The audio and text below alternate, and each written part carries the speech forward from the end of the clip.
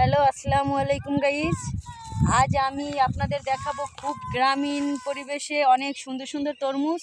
এর জন্য আমি আপনাদের নিয়ে আসছি, এই যে দেখেন তরমুজ ক্ষেত। তো আজকে আমি আপনাদের দেখাবো ওই কিরে রসমালাই তরমুজ। সবাই একটু যুক্ত থাকুন। এই যে শুনছো, কত দাম হবে? বলো তো। 500 টাকা। 500 টাকা হবে? তাহলে সবাই একটু দেখেন, এটা নাকি 500 টাকা হবে। এইটা কত হবে? 300, 250? 250, 300। ঠিক আছে, তাইলে এই ছোটোগুলো হয়তো 30 টাকা 40 টাকা হইতে পারে না।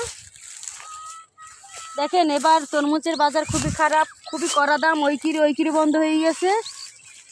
একটু সামনে থেকে একটু আপনারা দেখাইতেছি, ছোট আছে বড় আছে সব ধরনের তরমুজ এই ক্ষেত্রে। খুব সুন্দর। যে জায়গায় তরমুজ দেখা যায় সে জায়গায় সুন্দর অনেকগুলো তরমুজ দেখা যাইতে আছে। দেখেন তরমুজগুলো খুব সুন্দর সুন্দর, একটা দুইটা তিনটে চারটা পাঁচটা ছয়টা সাতটা আটটা। এই জায়গায় যে জায়গায় তরমুজ বেশি হয়েছে সে জায়গায় বোঝাই যায় তরমুজ বেশি। তো এই জন্য এগুলো কি হইতেছে আমি বুঝতেছি না। শুনুন, এই তরমুজটা দেখেন তো, কত সুন্দর একটা তরমুজ। মাশাআল্লাহ মাশাআল্লাহ, খুব রসমালাই তরমুজ খাইছি। তো এখন পর্যন্ত গ্রামীণ পরিবেশে যারা খান না তাড়াতাড়ি চলে আসেন। আমার উঠো। তো খুব সুন্দর সুন্দর তরমুজ গাছ।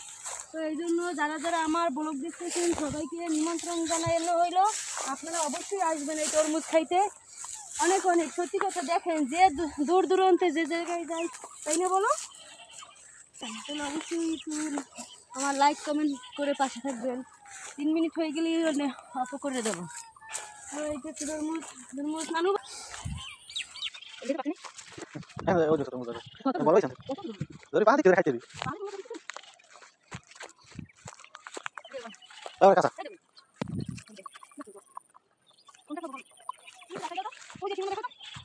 এই যে বাক্স। লাল হইছে।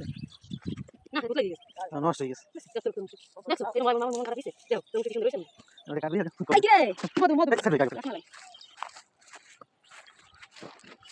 ওদিকে যাই যেমন। ব্যস্ত কি? এদিকে এখন তরমুজ করে না গাছই দেই না।